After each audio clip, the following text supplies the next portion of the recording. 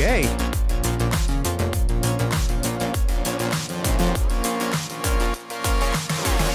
Hey, you're here.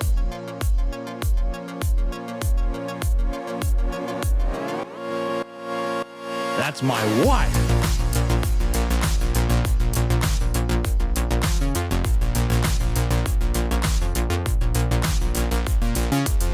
I'm your host, Outrageous Tyler. Boy, you sure are outrageous. Tyler, you're outrageous.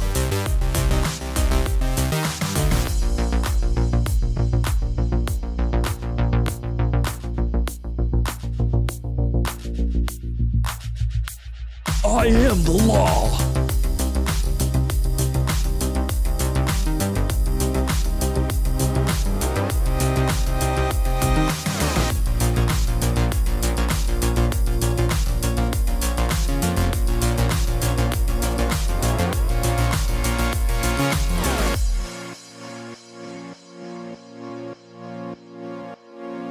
Why isn't this movie The Town?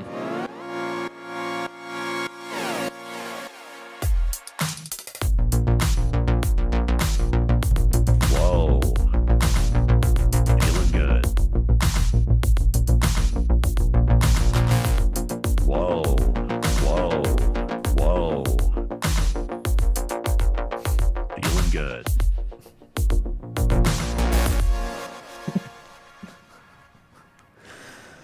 Huntrix enters the Criterion Closet. Jonathan Majors is a fucking loser, and John Travolta. John Travolta makes his debut Oh, it's time for class. It's true. of directing. Bueller, I'm gonna be late for class. Bueller. Am I hallucinating here? Just what in the hell do you think you're doing? I'm late for class. You are mine now. You belong to me. Did you study for the test? No more complaining. No more Mr. Kim left to go to the bathroom. Nothing. There is no bathroom. Hello, classmates, and welcome to another episode of Middle Class Film Class. I'm your host for today, Joseph. I'm Peter. And we have a super duper awesome great show for you today. Welcome everyone on YouTube Live and otherwise, and of course the OG audio only classmates in podcast land. And our one live viewer at the moment, Oh, yeah? Addy _Bome. It's Addison. Addison.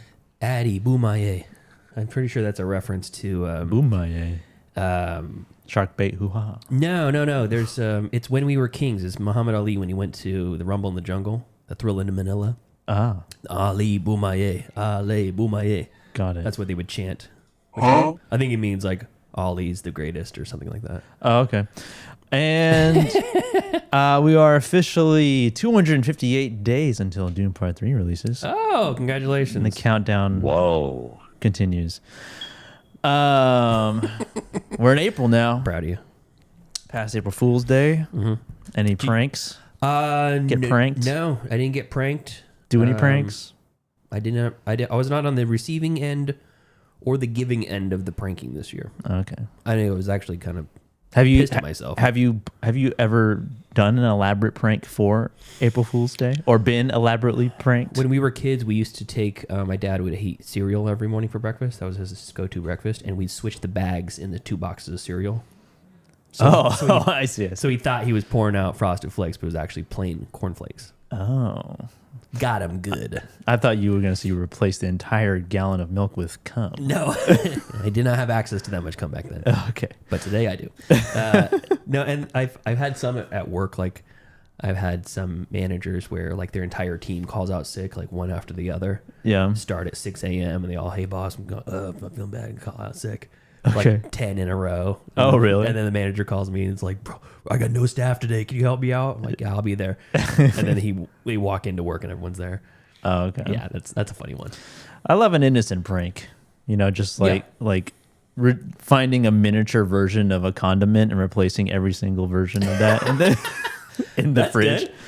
good. Stuff good. Stuff like that isn't really like just like makes a person go crazy or panic or something. You know. Yeah. But yeah, I don't think I've ever really been a part of. I've TP'd somebody's house before, but they helped me do it to their own house. Oh, Or they asked me to do it to their own house. That's okay. And then we got caught because he couldn't keep a straight face. Okay. What? And then we had to clean it up. Okay. So Odd. it was, and it wasn't even April Fool's. Yeah, that's super strange. It was sipping. Okay, this way that so it wasn't an April Fool's bit. It was that just- was just you him keeping his own house. Him keeping his own house because for some reason. Well, okay. I don't know. Whatever. His last name was Chicken. There's the problem. Yeah. But here we are on a fine spring day, I think. Yeah, it's nice. I know. We had a little bit of We had rain. we had broken records in March. yeah. Oh yeah. Anyways, had a little bit of rain. March was crazy. Yeah. March was hot. This is unrelated to the show somewhat, but Deanna's been in Ohio for the last week, and she finally got back yesterday. And it was just by proxy. I never want to go back. That's funny. But anything in your life? Anything exciting? Anything going on? Allergies? Allergies are terrible. Yeah. Yeah. I've been suffering. I think I'm gonna knock on Jay's wood table, but I feel like I'm past the worst of it. Okay. That first almost 3 weeks of like blooms was fucking brutal. Oh, yeah. Really bad. Yeah. Yeah. I'm feeling good now. Wonderful. Still a little congested. My CPAP mask is torn. Torn? Torn. Yeah. There's like a flexible seal that goes around, and it separated from the rigid part of the mask that the tube connects to, and which all that means is it doesn't work. Oh, okay. So I can't use my CPAP mask right now, which means I've been sleeping in here every night because I snore like a bear if I'm not using it. So I've been not getting very good sleep.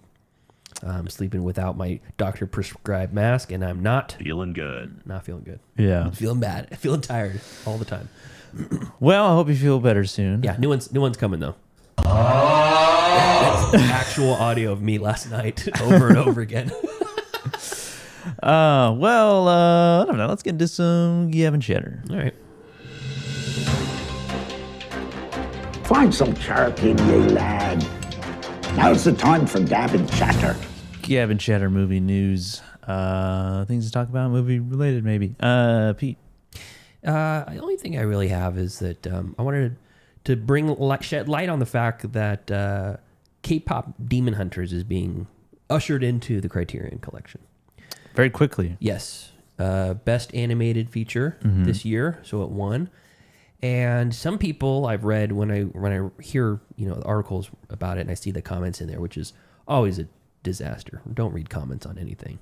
you read something, you're like, oh, that sounds nice, and then you read the comments, like, oh, I was wrong. Apparently, This isn't nice. Apparently, I'm an asshole, according to 1,000 people. Apparently, I'm stupid. Yeah, I'm a simpleton. Yeah, and people don't like it for some reason, which I think is stupid. It's a great movie, super fun, and I feel like Criterion is like this, an easy way for people to say, "Oh, I'm cultured. I have a Criterion collection in my house. Oh, yeah. Look at my Criterion collection," and I've fallen victim to that. I have mine in a special area that's not integrated. Separate from every other. Yep, it's like them and my A24 special editions are kind of on their own. Yeah. I have Steelbooks in one section, Yeah. Criterion's in another, A24s and special editions in a different area, and then all of the rest of my stuff alphabetized. So it's like I have my Blu-rays and my 4Ks all kind of together. I mean, they're separated, but they're all alphabetized by themselves. So the Criterion gets a special area. I don't feel like that makes me better than anybody, but because half of them I buy and I'm like, I've heard this is great. Lay Samurai.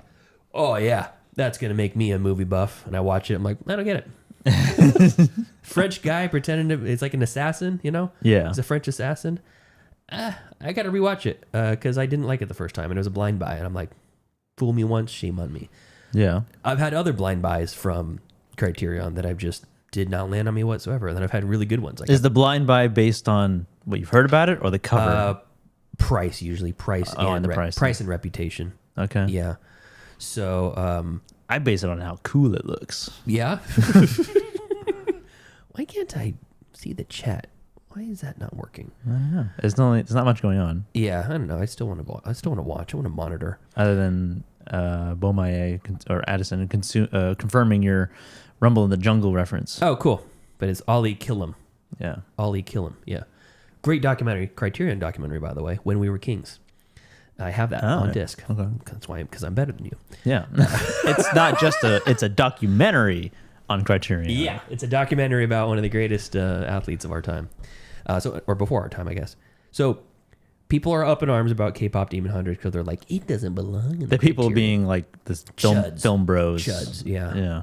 Film chuds. Film chuds, yeah. And I think that it's great because it's like what was the other one that made it into the Criterion? Armageddon and The Rock are both in the Criterion, right? Yeah, was Armageddon's what was the first I want to say it was the first DVD ever, but Armageddon is in there. The Rock, and those movies, when they made it into the Criterion, supposedly, according to lore, they were so popular that it was able to fund the Criterion, like the brand, their actual like operations for quite some time. They've been riding on that Armageddon money. Yeah, they've been riding the Armageddon wave for a while.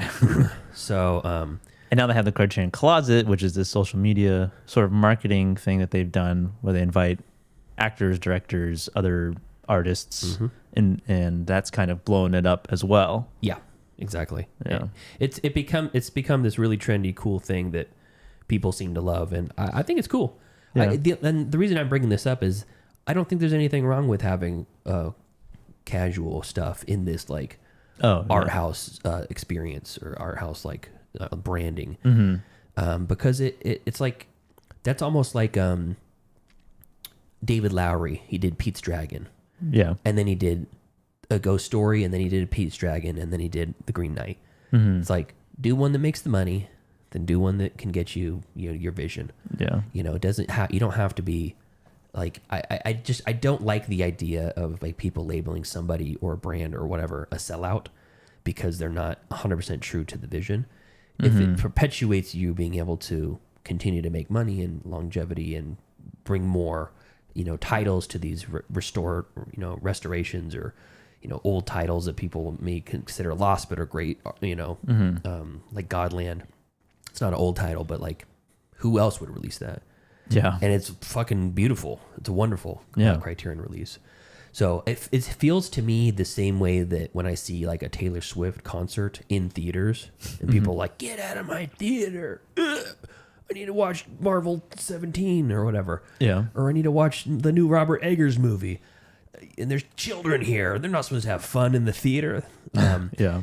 It's like it's bringing money to the movie theater. And if you want the movie theater to thrive, you want the movie theater to have money. Yeah, they're doing what they sort of They need to. And it's not the theater's idea to to make the Taylor Swift movie. But It's them. They are definitely taking advantage of putting it on a lot of screens when it comes out.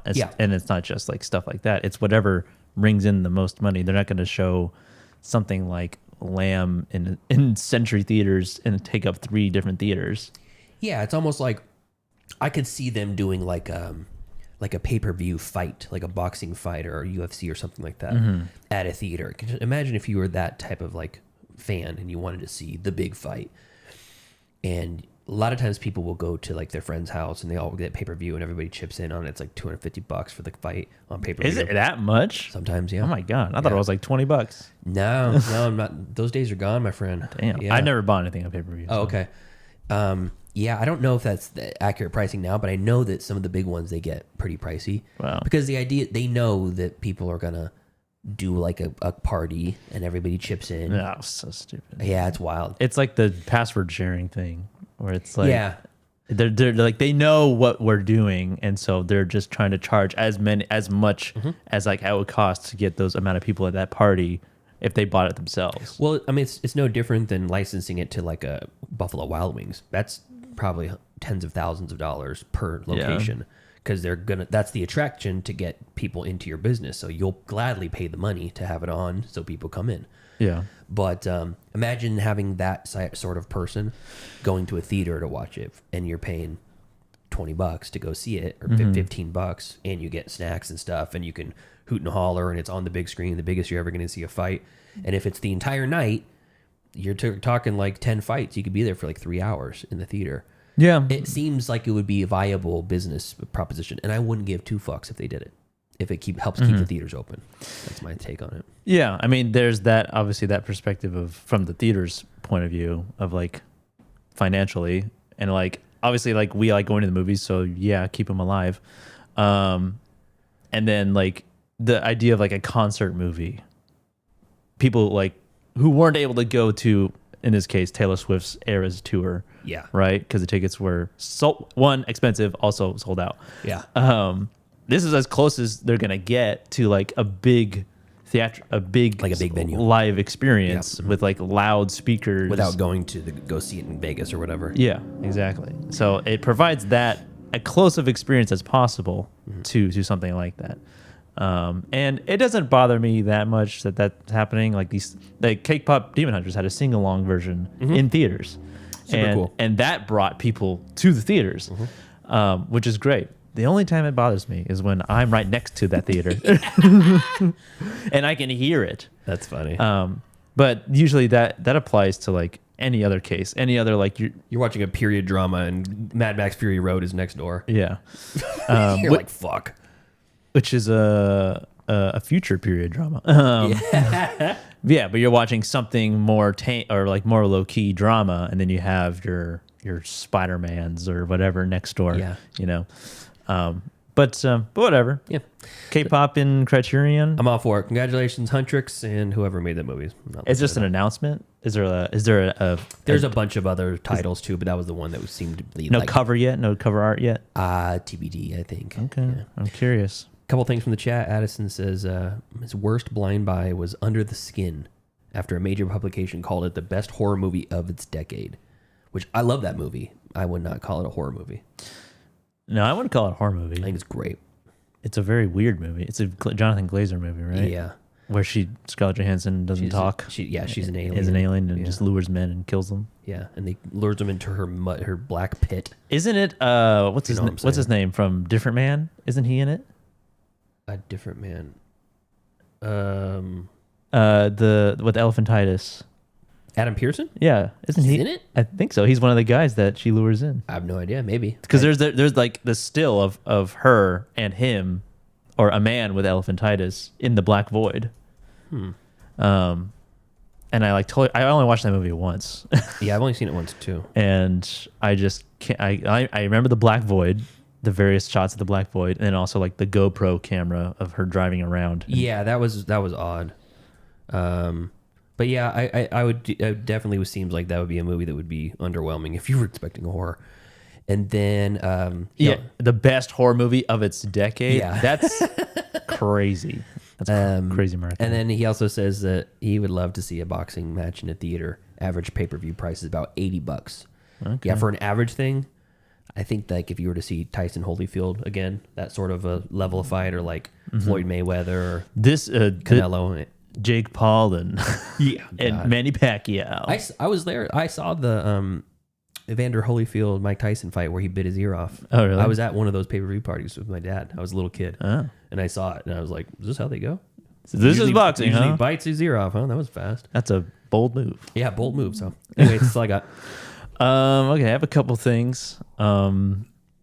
Real quick. Jonathan Majors, the once beloved Jonathan Majors, now deeply hated Yeah. Jonathan Majors. A right-wing cook. Yeah, he had nowhere else to go, and so the right wing adopted him. They welcomed him with open arms, as they do with most people who Those fucking losers. who fall from grace, Yeah. who are accused of abuse or anything like Xenophobia, that. Yeah, racism. same with what's his name, Chuck from Shazam. Not Shazam. Oh, Zachary Levi. Yeah, Zachary Levi. Yeah. Chuck from Shazam. What's his name? Chuck. Yeah, it's Chuck, the show Chuck, and it's Shazam. Is it Shazam? Yeah, it's Shazam. Okay, Yeah. I was thinking, it's Black Adam. I was thinking, I like that. I like that though. Chuck from Shazam. yeah. So Jonathan Majors, he's currently in production on a Daily Wire movie.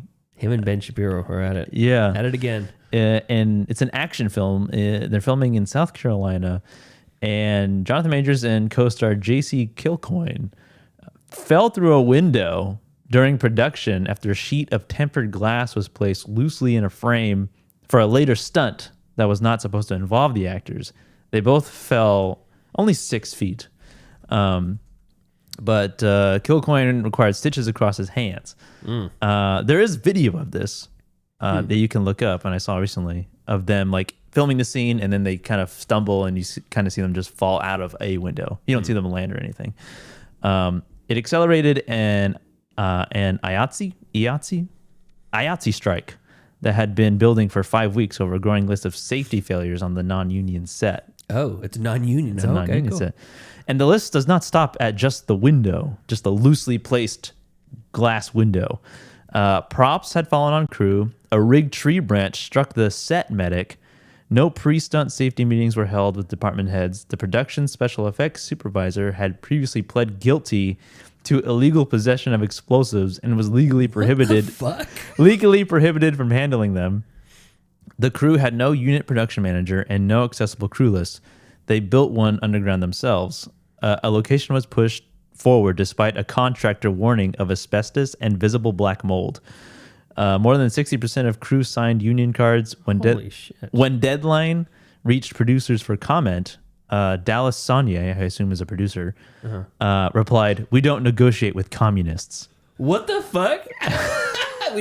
We're not asking to negotiate. We want to comment about your ramshackle shack or set. Yeah.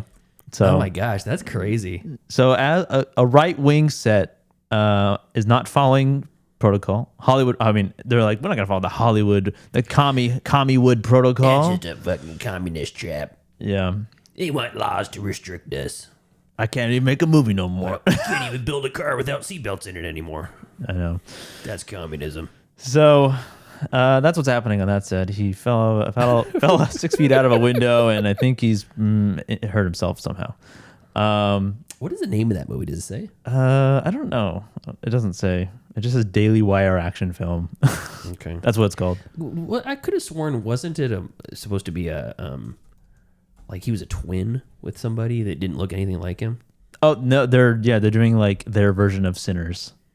That's it. Anti-woke Sinners, and is it Zachary Levi? Him and Zachary Levi? Maybe two chuds that can only get work. The fucking Daily Wire. Zachary Levi's not mentioned in this. JC Kilcoyne is, and I don't know who that is. They're gonna be selling supplements in gold soon. I know. Alex Jones has a cameo. Merciless is the name of the other one. Okay. And it's Jonathan Majors is, of course, the only person attached to it. But yeah, he fell out of a window, and good for him. That set is a disaster. In other news, John Travolta, is he beloved? Sure. At one time. Sure. Maybe. Yeah. I love him. Not since The Fanatic.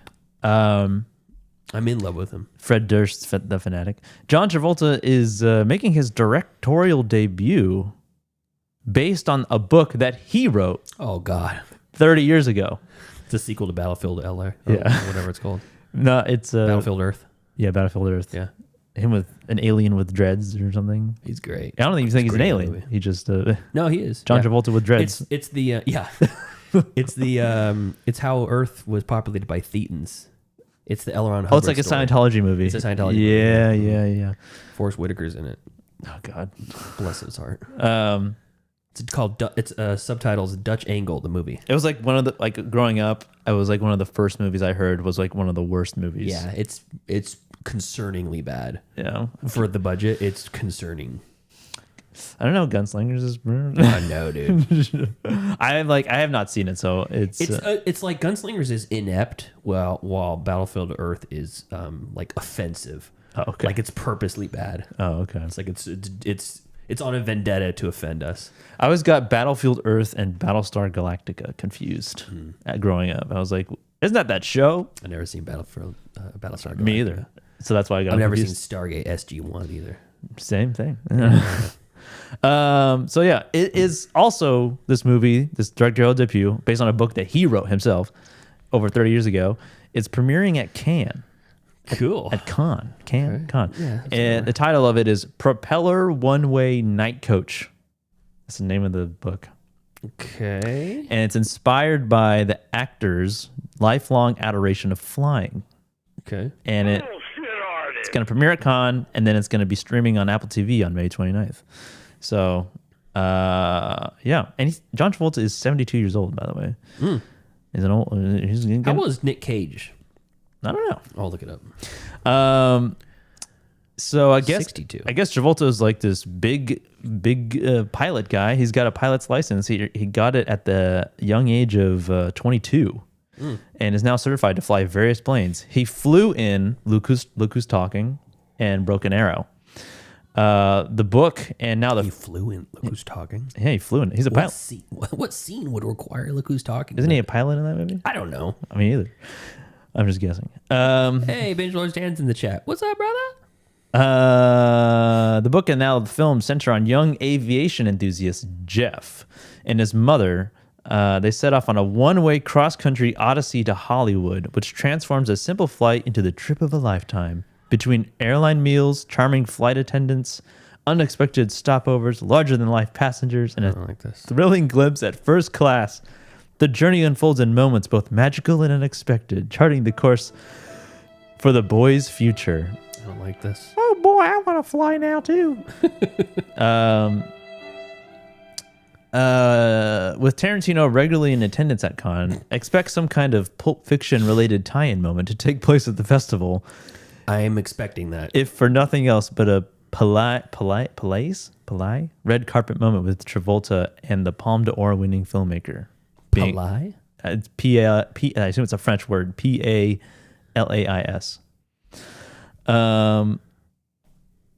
Yeah. And side note, Peter Jackson and Barbra Streisand are announced to be honorary Palme d'Or recipients. Cool. At this festival. So the movie sounds pretty boring and uninteresting, I would say. Palais, I think, is Palace. Palace of the Festivals and Congress of Cannes. Oh, okay. I think it's where it takes place. This movie doesn't sound interesting. No, it doesn't. So, well, I mean... Well, dude, we just don't know. At 70 years old, he's doing it, so... It is strange that he waited this long to direct a movie. Most, like, big-name Hollywood people kind of already have that in their back pocket. Like, they have aspirations to do that. Yeah. And they produce a bunch, and then they direct some, and they write some, and then they star in a bunch of shit. Yeah. I mean, Paul Dano made one that went right to Criterion Collection. Jack Nicholson directed the sequel to Chinatown. Yeah. The Two Jakes. Scarlett Johansson made a movie. Yeah. Who else?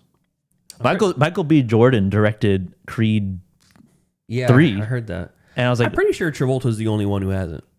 out of all the actors. all the actors have except for him. That is kind of interesting. Director's credit 1. It's going to say on his IMDb. Is that a form of nepotism? If you're primarily an actor and you're like, I'm gonna try the directing thing. Yeah, I mean, I don't know. I feel like You have resources available to you that you wouldn't have had. it's that. I mean, it's resources, but it's also like a life of experience behind the camera or in front of the camera. Yeah. And you're like, it's almost just like, I've eaten so much food, I probably could cook some food, you know? It's exactly like that. No, I mean, really though, like, Yeah. I feel like if you've been directed by people your entire life, Yeah, you have so many different methods of, and that you've probably been directed by multiple different directors, you can go, I don't like how, PTA does it. I want to do it more like Soderbergh or whatever. I'm more of a Paul W.S. Anderson kind of guy. I'm more of a Brian Skiba type of guy. Yeah. Which is just like, just figure it out. I'm going to use the bowl method. With the bowl. The Uwe bowl. I like his name. Yeah. Yeah. Yeah. It's a groan tube. It's like your cat about to throw up. Bowl. Yeah. He oohed right into the bowl. I'm not gonna see that. Oh, the Travolta airplane movie? Yeah. Stop it. No. Get some I am not. I've already watched Flight Risk. That was bad enough. That was a Mel Gibson one with Mark Wahlberg where he's bald for some reason. You watched it twice? No, I watched that already. Oh, okay. I don't want to watch another shitty airplane movie made by a douche. I think this is it's probably going to be even more uninteresting because it doesn't even sound like an action movie. No. It's just like a kid on a plane getting interested in like being on a plane and wanting to fly planes. Oh boy. But yeah, I think that's all I have. So let's move on to some stream picks. Movies. Wanna watch a movie? Yes, I do. Disney Plus. Oh, HBO Max. If I don't get the pick, show's over. I have grown accustomed to Hulu Plus. Amazon Prime. I like Netflix. You found the pig. Stream picks, movies that we watched on our streaming services and will either recommend or not recommend for you to watch them as well. Pete. Did I cover Rental Family? No. On the show? Okay. So Rental Family, streaming on Hulu right now. This is starring the most beloved Brendan Fraser. Actually beloved. Yes, actually beloved. And this movie just perpetuates that. He is so endearing in this and so kind. His the kind soul leaks out of him in front of the camera. It's like, do you know who Michael the Librarian is? Michael the Librarian. It's spelled Mychal. He's taking over for LeVar Burton for the Reading Rainbow reboot. Oh, okay. He's local. He's Northern California. He's from Fairfield. And just one of the exudes kindness. You could see there's a sadness behind his eyes, but it's just pure kindness. He's been hurt. Yes. Oh, for sure he has. And it's slightly different than Bob Ross. He would be very open to the struggles he had sometimes, but he wouldn't talk about it, but he'd be like, I'm having a hard time today. It's okay to have a hard time. If you're having a hard time today, just tell yourself it's going to be okay. That's what I tell myself. Now let's put another happy tree right here. And it's but Bob Ross is one of those guys, just exude kindness, Mr. Rogers. And I feel like Brendan Fraser is that guy now. He's lost that young Coxman energy that he had in the Mummy era and Blast from the Past and Encino Man and all that kind of stuff. Earth Girls Are Easy? Wait, he's not in that. No, he's way too young for that. I think you're thinking of... He seems like he would be in that, but he's not. It was before his time. But yeah, so in this movie he plays an actor, an American expat living in Japan. He's been in Japan for 7 or 10 years now, something like that. And he's trying to get gig work, and he's got he has a one commercial that he made it big in, and some series work as a pirate, but really not really very successful. Lives in a tiny little apartment. Kind of beat up, and you get the idea he's not a great actor. Living an average life in Japan. Yes, he's just living out, and as a large man in a sea of tiny people, and he stands out like a sore thumb. And he gets a gig from his agent that is, he says, you're supposed to be playing sad American man. Just show up at this address, be here at this time. And he's 5 minutes late, and it's a funeral in progress. And he was hired to be this sad American grieving for this dead man. And it's a very strange looking funeral. It's kind of looks like it's there's curtains off. It's not in a funeral home. It's just, or maybe it is in a funeral home, but it's it looks very ramshackle and kind of temporary. And he's shuffles in after the fact, and people are giving their eulogies, and the wife is crying and stuff. And he looks over and he sees the corpse look at him, gets up and looks at him, and he goes, "Oh my God." Everybody looks at him, tells him to shut the fuck up, and they just get back to it. And turns out it was a mock funeral for this guy. Oh. He hired this company to stage a funeral for him. And they filled it up with actors to basically fill the crowd, but he also invited his friends and family to come and basically say what that guy meant to them before he died. Like a living funeral, but he was playing a corpse. It's not like he was sitting in the audience. He just laid in a fucking casket like a creep. Oh, okay. And then when it's done, he just gets up and they all leave. And he turns out that's what he was hired for. He didn't realize it. And he talks to the guy who contracted his agent, and basically he's like, "If you ever got any more work like this, it's kind of interesting or whatever." And he's like, "Yeah, we could always use a white guy in our whatever." And he turns into an actor for real life scenarios. So this agency, they do things like confessions. If a husband is cheating on his wife and she's suspecting, they have an in-house group of people that work within the agency that are kind of regulars. He becomes one. And one of them is a young woman, and she plays the mistress. And this cheating husband will take in this fake mistress and apologize, and she berates the fake mistress, the wife. "Oh, how could you do this? You're ruining our family," and blah, blah, blah, blah, blah. And she just takes it, and sometimes they get physically abusive, and it's just part of the job. And then the guy goes off and keeps fucking his mistress because supposedly she Oh. He came, actually? Yeah, he comes clean. Oh, so okay. the idea is that he hires his agency so he can come clean. So his wife It's like the rehearsal. really, yeah, except for it's all fake. Like it leads to a bullshit conversation. Or one of the kind of recurring gig that he gets, which is the main heart of the story, is that he's hired to play a father of a young girl. Mm-hmm. She's a mixed race girl. So it makes sense. He needs to have a white father. And the girl's 10 or 11 or something like that, maybe 9. Mm-hmm. And her mom is Japanese mother is trying to get her daughter into this prestigious private school. Okay. But in order to do it, you have to have both parents together. It's one of the rules. Oh. It's like a million cultural rules there about everything. Mm-hmm. And so she hires this agency to fake her husband or her baby daddy. And not only fake it, but also tell the child that that's really her dad. Oh. And he's like, I don't know if I can do that. And then it comes him to the moral quandary. And, is it better to have a fake father than no father?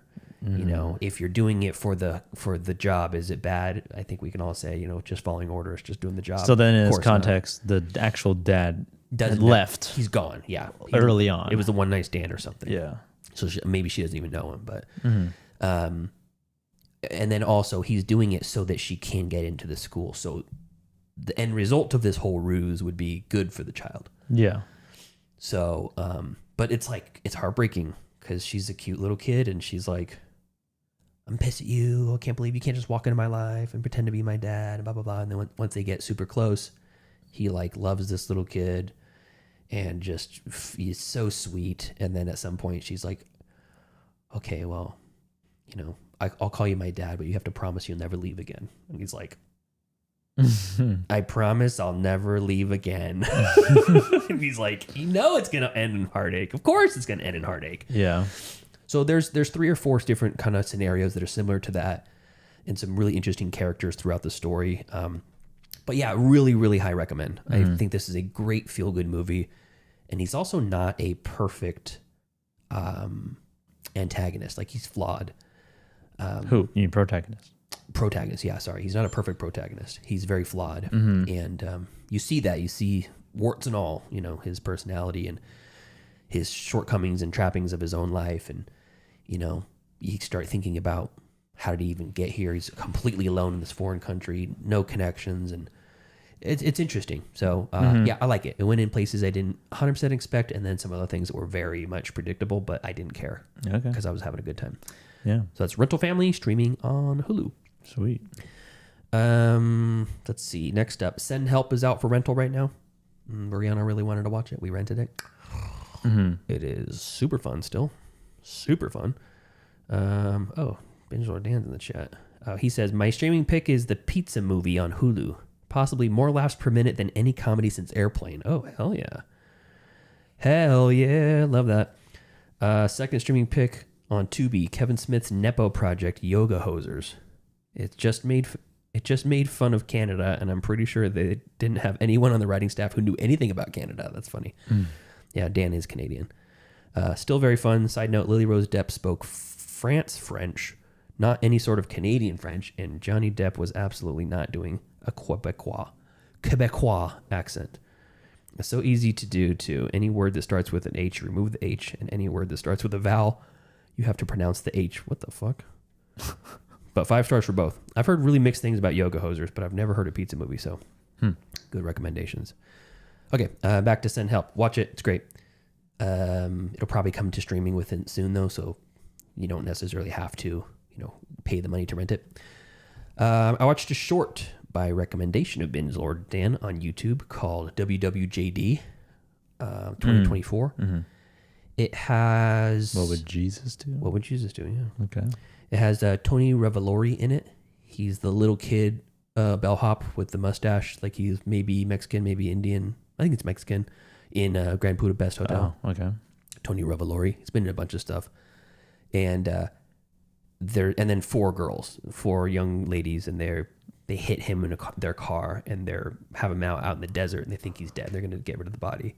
And then when he wakes up, they have to figure out what they're going to do about it. because he's like, I'm gonna call the cops on you. I'm gonna get you guys put in prison. And they're like, well, you're fine now, so and it's like them basically telling themselves that they're good people while deciding if they're gonna kill him or not. Like, well, we can't do that because we're good people. So just like an expanded scene from I Know What You Did Last Summer. Yeah, pretty much. Okay. Yeah, and it takes place in the middle of the desert. Fun watch, goofy. I didn't love it. Dan gave it 5 stars. I gave it like a 2-star. I don't regret watching it. I just like every single decision that these people made was like, no, this wouldn't be like that. But it was like the tone also was kind of all over the place. So it had some goofy stuff and some interesting editing, campy editing stuff. Still liked it though. I mean, I still give it a 2-star. I stand by it. But I would say recommend it. It's like 20 minutes, something like that. Oh, okay. Yeah, WWJD. It's on YouTube. I'll put the link in the notes. What else? Lookout, another recommendation from Binge Lord Dan. This one is streaming on... It's called Lookout? Lookout, all one word. Streaming on Amazon Prime and Roku. So this is another very low-budget movie. Mm-hmm. Also rated pretty low, but I think the rating is not super deserved. It's a girl that is working in a fire watch tower, like a lookout tower in the middle of the forest. And her only job is to watch for fires on the horizon. You see smoke, you call it in, they go and they can put the fire out before it turns into a giant fire. That's the point of those fire watch towers. Yeah. Literally. And the thing that irritated me about this is this fucking person would not do her damn job.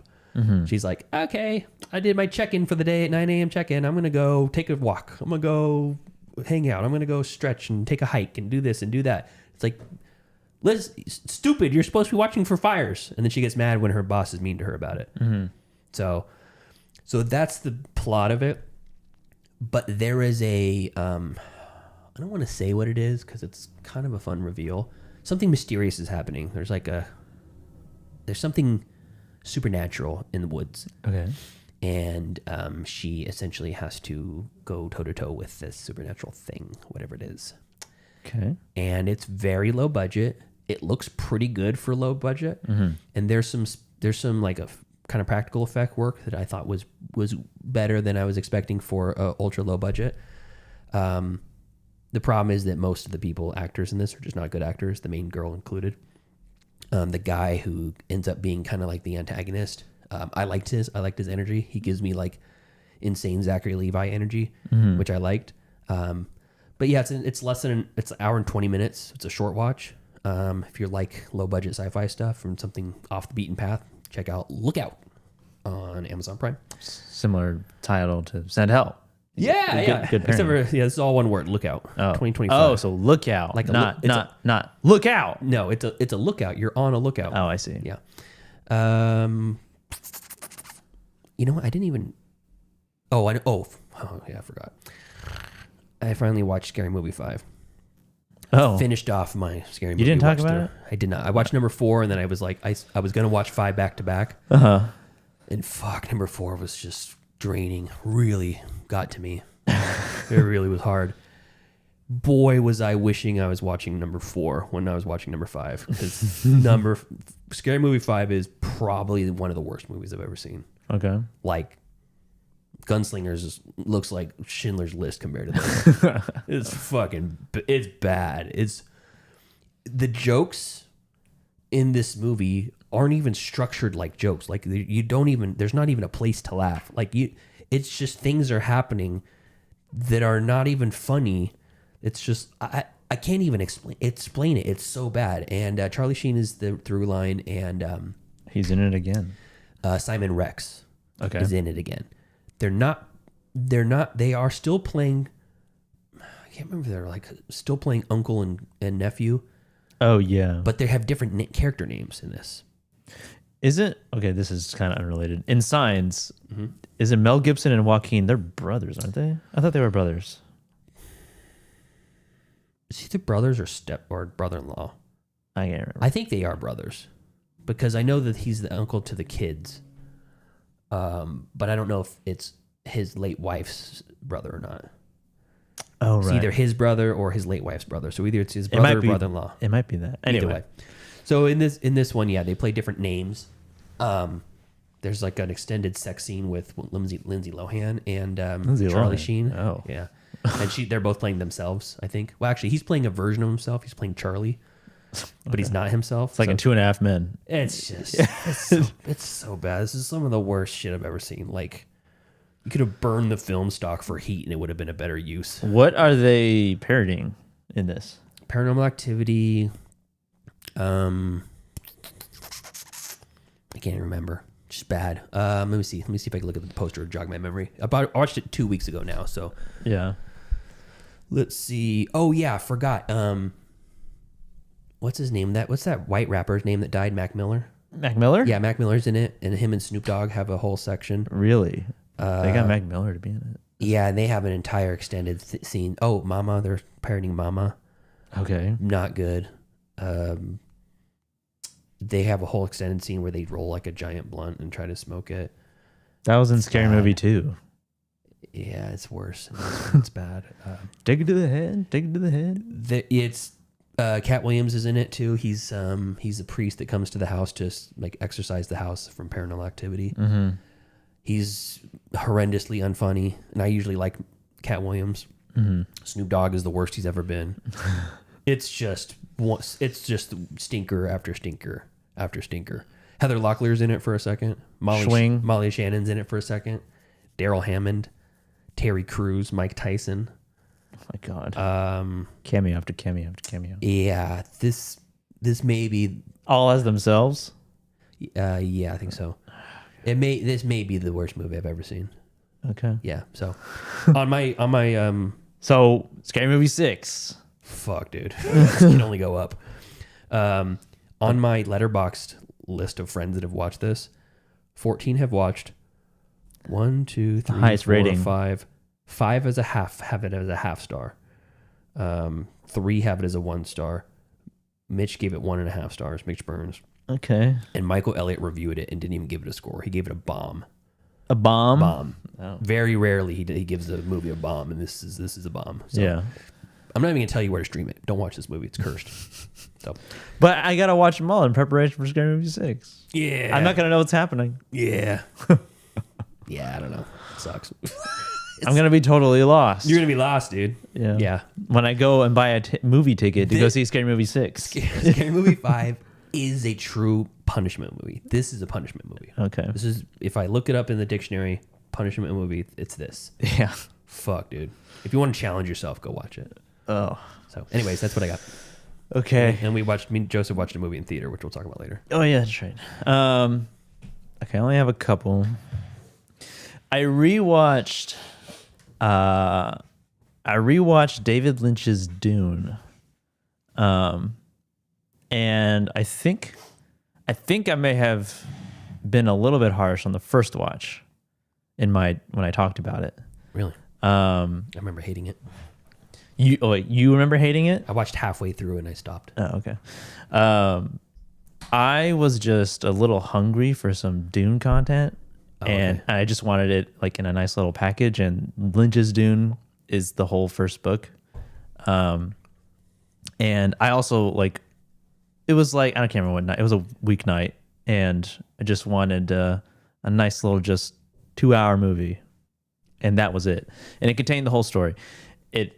It misses a whole bunch of things, but it was still more entertaining than I remember the first time watching it. Because in my mind, I'm like, this is not as good. This is not as good.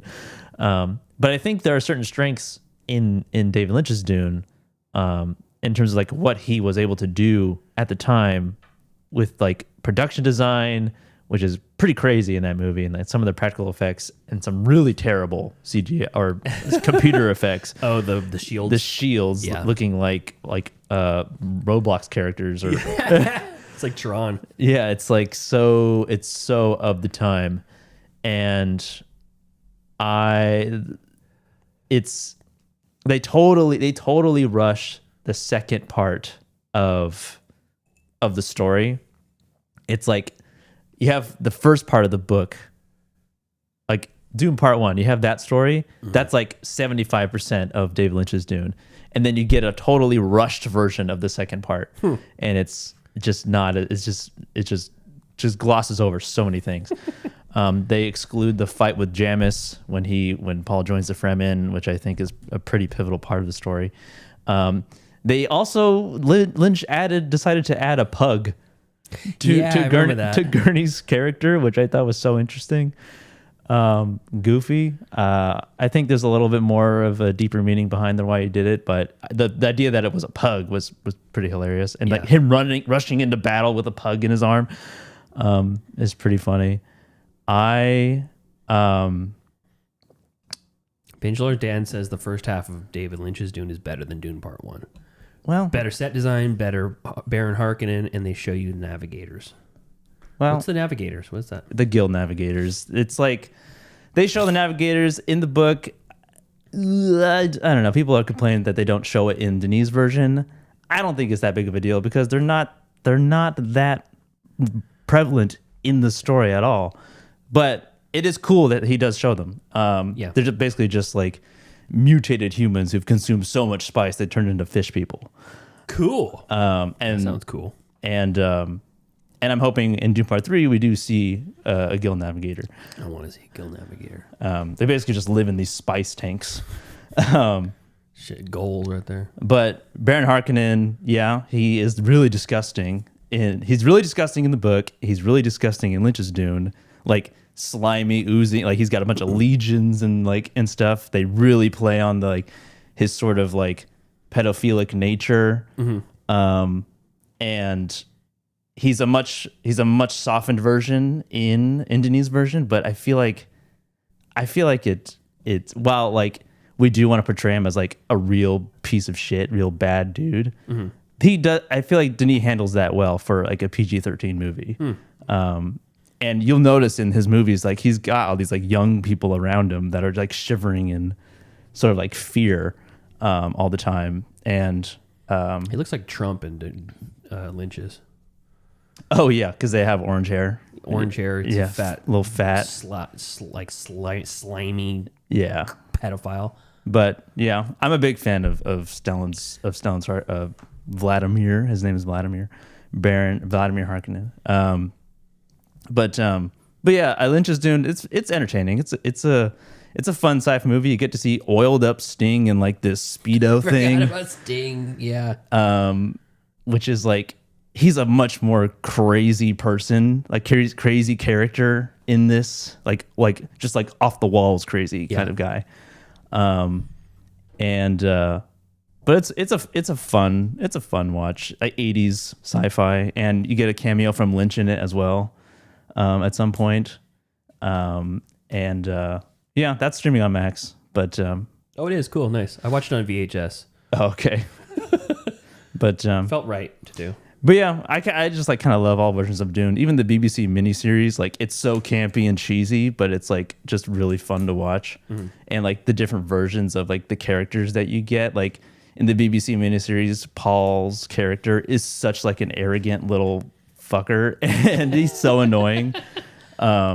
But little asshole, little fucker. In that version, the Baron is even more of a creep. Really? That they make him like a leather daddy. Oh, he's got like this harness on. What's up? It's so creepy. But that's his character in that movie and in the story. That's how he is. He just preys on little kids. Like in Lynch's Dune, he's like looking at Fade like lovingly. He's like, lovely Fade.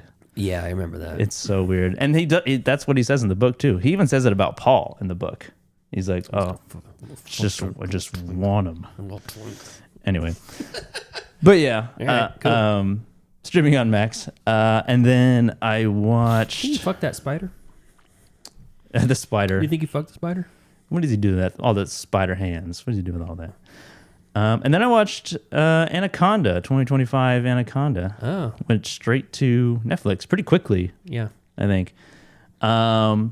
It is a comedy. It's a different version of an Anaconda movie. It's like a sort of like a meta version of the Anaconda movie exists within this universe, and they are trying to reboot that movie. So they are going out to the Amazon, right? They go to Brazil. Yes. They? Mm-hmm. Jack Black, who is a wedding videographer, and he like takes his. I love his wedding videos. They're cool. He takes his wedding videography very seriously. In the beginning, his character introduction is him has this whole storyboard of like the event and what they want to do, and then the couple, and like I think the couple's mom or parent is there, and they're like, but we were a fan of this video, and it's just like some cheesy ass version of like a generic wedding video. And doesn't it have like James Blunt's "You're Beautiful" playing? Oh no, it's I don't want to wait. Oh, that one, the Dawson Creek's one version. Yeah, because that song comes around again later in the movie. And then Paul Rudd, who is his character is a struggling actor. Yeah, that's right. He's an actor, and his introduction is like he's an extra on a ER type show. Yeah, and he keeps giving like the director's like he's doing his own thing. It's like, we'll try this one Australian. Yeah, he's like putting on these accents and like trying to stand out, but he's just annoying the crew and the director.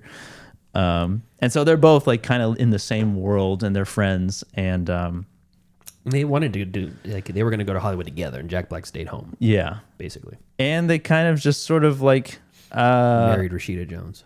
I can't remember which one gets really into the idea of rebooting Anaconda. It's Paul Rudd. It's Paul Rudd, yeah, because he says he bought the rights. Yeah, that's right. He bought the rights, and he's like, I bought the rights to Anaconda. It's like got caught in limbo, and some lawyer was selling it for cheap, and I got it for $1,500. Yeah, so we can make it. Yeah, but it's an entertaining comedy, like mainstream comedy movie, and I feel like it was pretty well produced and like kind of violent, to be honest. Like with the snake, with the anaconda themselves. I felt really bad for that guy, the snake handler. Oh, the first.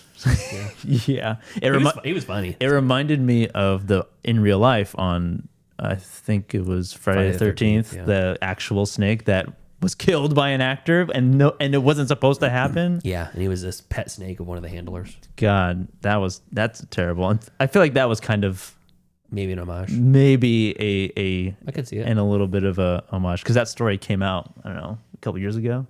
Yeah, at least. But yeah, it was pretty entertaining. It was funny. It was definitely worth I think it's worth a watch, a good like Sunday afternoon watch or a weeknight watch. Yeah, I think so. It's good I think probably good for like kids too. Like maybe older kids, like 10 and up. Yeah. Anything younger than that is probably a little too intense in some scenes. Yeah, I think so too. But yeah, I don't have a whole lot else to say about it other than like it's funny. It's you got two, depending on how you feel about Jack Black or Paul Rudd. Mm-hmm. If you don't mind either of them, then you might like it. Yeah, I was a little disappointed, but when it was all like throughout, but then when it was all done, I'm like, yeah, it was nice. Yeah, decent little funny watch. Definitely. And I love Steve Zahn. Yeah, so. And then we watched Undertone. Not streaming right now. I don't think. Yeah. I don't even know if you can rent it, but we watched it in theaters a couple weeks ago. Mm-hmm. Directed and written by Ian Twasson. An A24 horror movie about a host of a popular paranormal podcast who becomes haunted by terrifying recordings mysteriously sent to the show's email, and they're listening to them one by one. Yeah, and it's touted as the scariest movie you'll ever hear. There were some creepy, scary sounds. Yeah. That was about it. Yeah. There was certainly some things. If I was listening to it, it certainly would have sounded scary. I wonder if I would have gotten more out of it if I actually did only listen to it, though. Mm-hmm. Or I would have gotten the same amount of feeling. Because it's essentially a chamber piece. It all takes place within this woman's house. Well, not her house, her mom's house, who she's taking care of. She's basically on hospice. Yeah, she's asleep the whole time. Yeah, she's comatose, more or less. Yeah. She has to wash her, has to change her bedpan, and mom basically doesn't respond at all, and you don't never know why. Mm-hmm. But I feel like my overall feeling on it is this would have been just as good at home with headphones on. Yeah, like if you dim the lights, put headphones on, and watch it. Like I watch my movies on my PlayStation 5, mm-hmm. and you can plug headphones directly into the controller. Oh yeah, you know what I mean. And it's like I've watched movies like that before because I don't want to bother anybody in the house. And I'm like, scary movies are way scarier when you're wearing headphones. Yeah. It's got good sound design, and this one's got great sound design. Yeah, and that's all it has. Yeah, it's an hour and 34 minutes. For about an hour and 20 of it, you're waiting for something to happen, and then the finale is it was a good payoff. But by the time we get there, it's like a little too late. I was being like edged the whole time. Yeah, pretty much. And these recordings are the recordings that they're playing. It sounds like we're listening to the movie Paranormal Activity. Yeah, you're right. It's like a husband and wife talking to each other about how she's sleepwalking, and they're trying to have a baby. Yeah, she's pregnant, trying to have a baby, and then there's more or less there's like this idea of a demon that haunts pregnant women and makes them kill their babies or something like that. Yeah, and it's yeah. I can't remember the name of it. It's a real Abizu. Yeah, Abizu. That's it. It's a real thing too. We looked it up afterwards. Real phenomenon. Yeah. A real pro-life demon. Yeah. Until like right after it's born, and then it's very anti-life. Yeah. Hey, just like Republicans. Exactly. Which are pro-life. Yeah. There was you better have that baby. After that, fuck off. Does this movie have a pro-life undertone to it? Ooh, very good. I don't know. It's A24 produced. I feel like or distributed at least. Yeah, I feel like they probably threw a very small amount of money at this movie that already kind of had its momentum going. Yeah, like, we'll put our name on it, try to get a little bit more traction to it, and get our returns back. I didn't hate it; it just was boring. Yeah, it was boring. I feel like it's a vastly different movie, but I feel like they're similar in some ways. Skinamarink and this is way more engaging than Skinamarink. I feel like Skinamarink, while it's like kind of like a harder watch because you're just kind of watching static, like still life almost for a similar runtime, I think. I feel like there's a little bit more Skinamarink is saying. I agree. Than Undertone. I would rather watch Skinamarink again.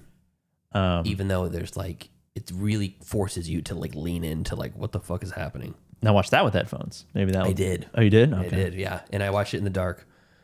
And I was told to get the full impact, you should do that. And Brianna was like, I ain't watching that. No, I don't have nothing to do with that. So I did it when she was not in the house. Oh, okay. Or maybe she was asleep, or she went to bed early, and I stayed up, and it was creepy. Yeah, I mean the thing about this movie, Undertone, is that I was just really disappointed.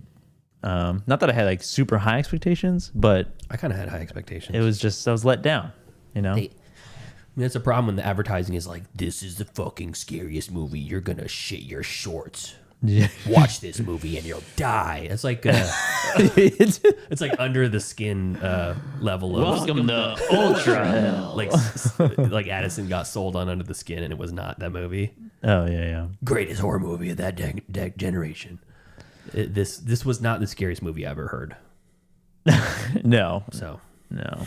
You know, if like, you know, 25% more of the movie was like the last 15 minutes of it. Could have been better, but was not. And the ending was like so, like she's walking backwards. She's she's out of her bed. She's the backwards man. I should make a horror movie called The Backwards Man. Oh hell yeah! He walks backwards. Scary. He walks backwards before he kills you. If he's walking backwards, run away. That's funny. But yeah, that was Undertone, and it was a letdown. It was a letdown. Yeah. One more recommendation from Binge Lord Dan. Okay. Pretty Lethal from I've heard of that. 2026 just came out. Looks like it's streaming on Prime right now. Dan says very fun and more brutal than he was expecting. Yeah, it's got Maddie Ziegler in it in the lead. Maddie Ziegler. Oh, music's Maddie Ziegler. Yeah. And then Addison says he hated watching Skinamarink, but Wendigoon's review made him appreciate the creepy and bonkers concept. Don't know who Wendigoon is. Wendy Goons. Wendy Goon. Yeah, I got nothing else. You got anything? I have nothing. Okay.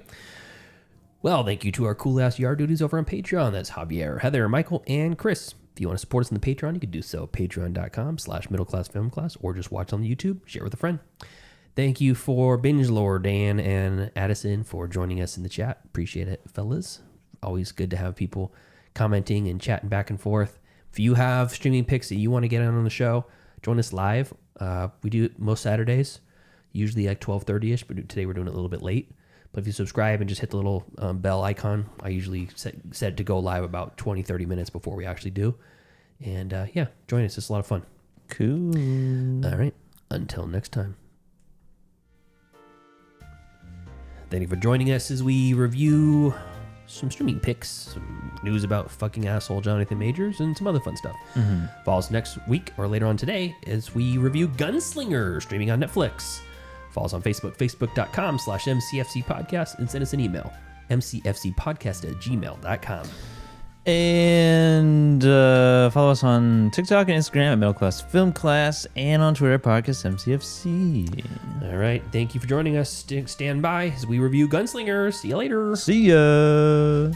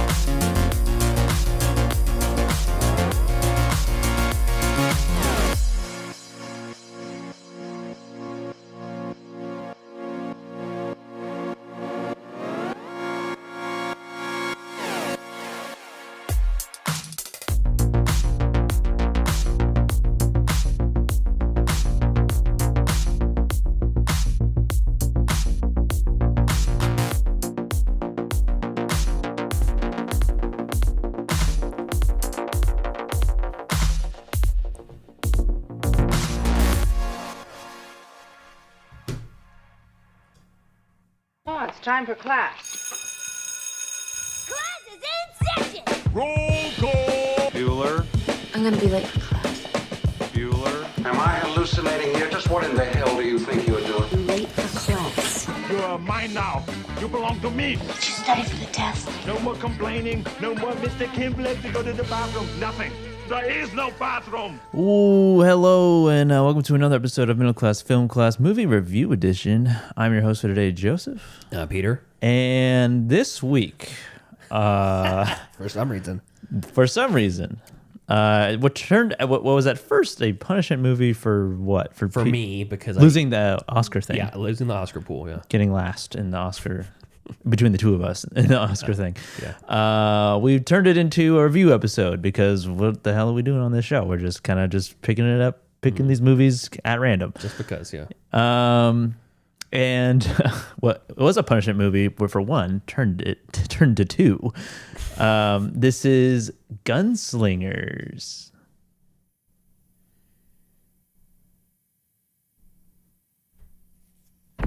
This town, it's called Redemption, right? I hear everyone in this town is wanted. Excuse me? I'm looking for Thomas Keller. Do you know him?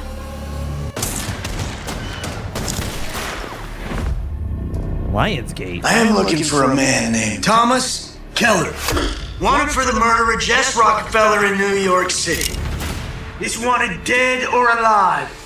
My life ain't worth spit. I want what's mine. My town. My roof. No reason for you to die here tonight. I don't care about the risk.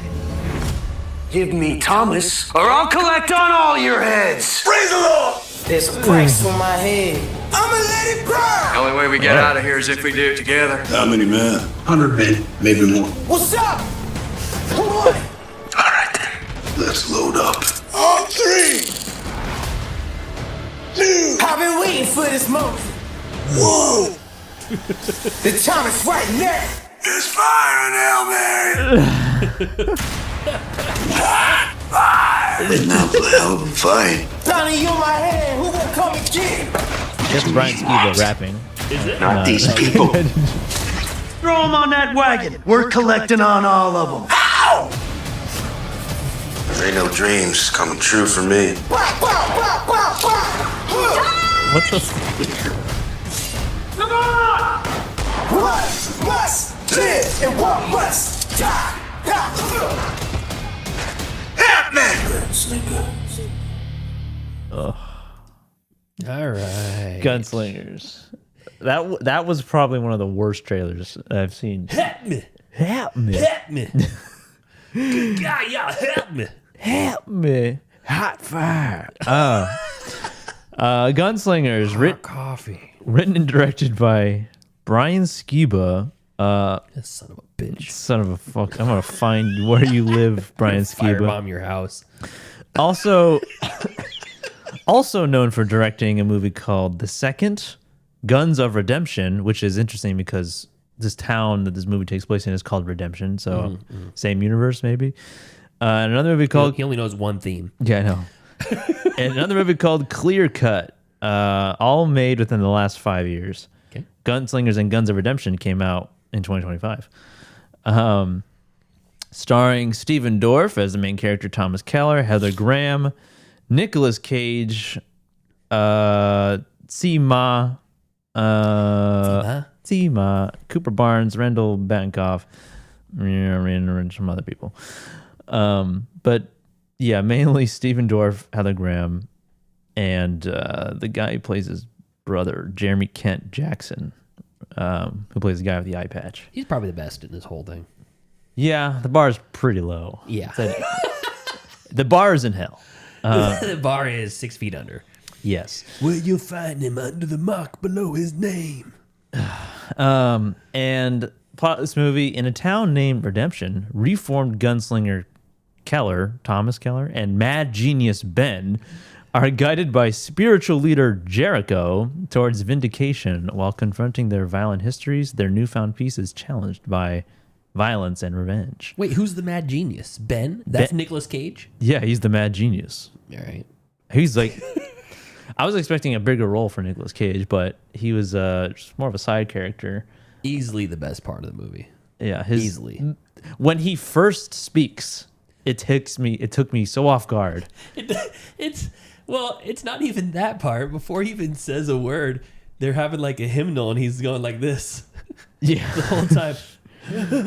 He's carrying around this camera, and he looks like a guy who takes pictures of dead bodies. Yeah. Right? He's walking around. He's got like this red sort of fancy coat on with a bowler hat. Yeah. And he's got these weird cross-shaped sunglasses that look like you pick them up from a kiosk in the middle of the mall. They don't feel period accurate. No, they don't. I don't think they had the technology to create lenses that were that shape, cross-shaped, or had a gradient in them. Oh yeah.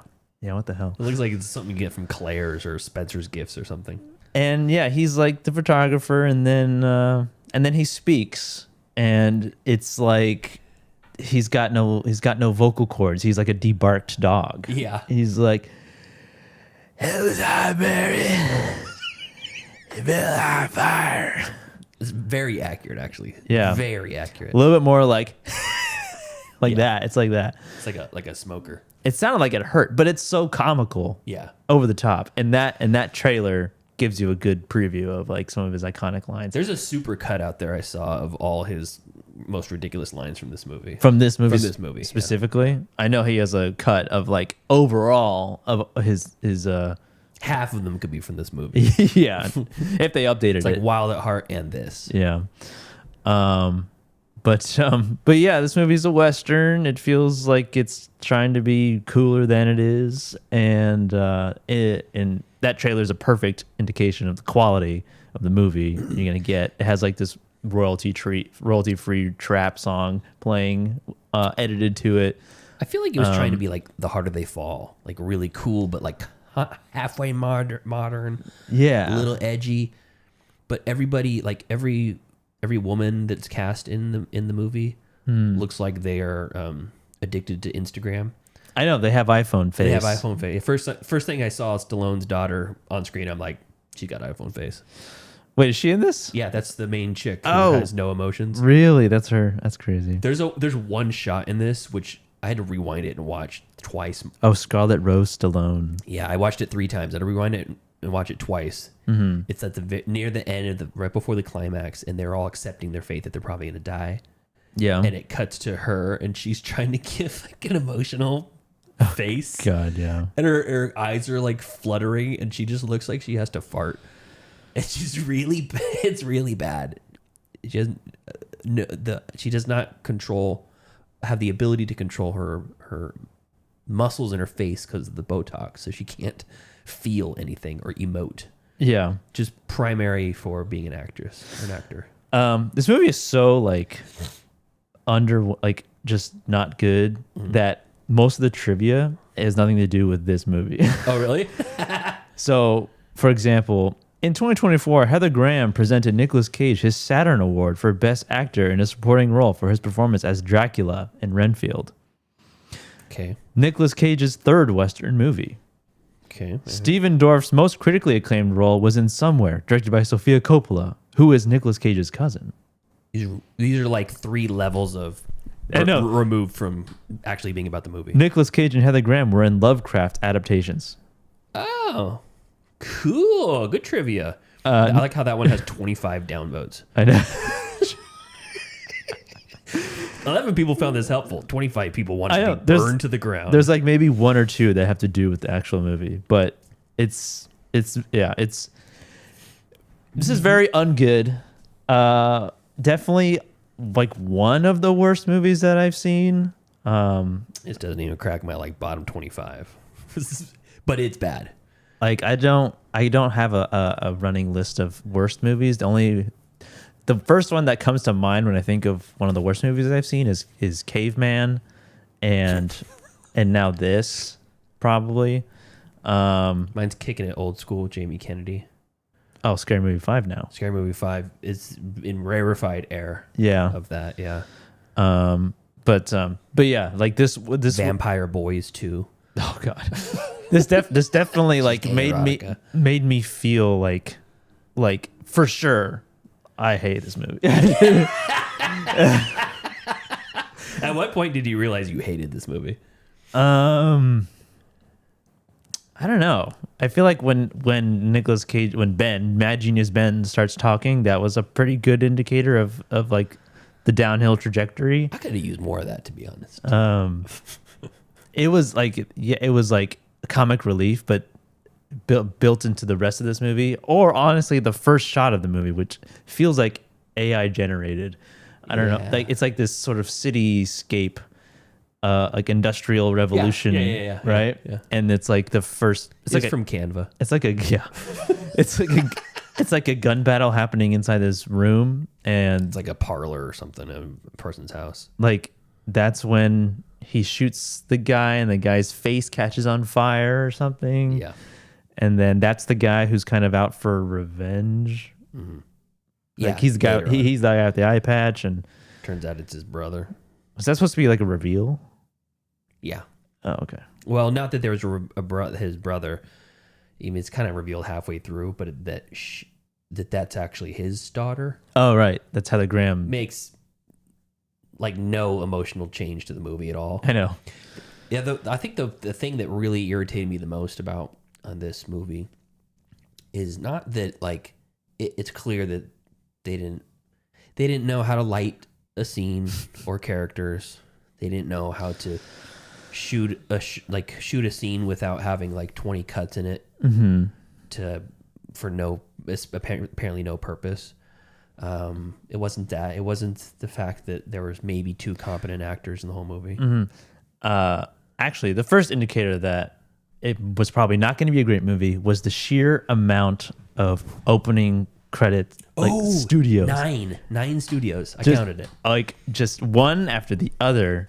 It felt like I was being pranked. I heard of one of those, Lionsgate. Yeah. The other 8 were completely new to me. I know. One of them was like a Skiba. I think it had Skiba. Oh, really? It had Skiba in the name, like Skibatronic or something like that. Skiba Vision. Yeah, I don't know. But yeah, it was like it was exactly like that Family Guy joke. Yeah. Where he's in the theater. It's like, and now the movie starts. Ooh, and now the movie guy? starts. Yeah. Yeah. Oh, it's another production company. Yeah. Yeah. I really did think that when they showed the landscape shot of like London or New York. I think it was in New York. Yeah, New York. I'm like, is this another? Oh no, they're actually going. Okay, movie now. I got it. So those weren't the things that really irritated me the most about it. I lost my train of thought. What irritated me the most? That it's essentially a story that's not interesting or good. Yeah.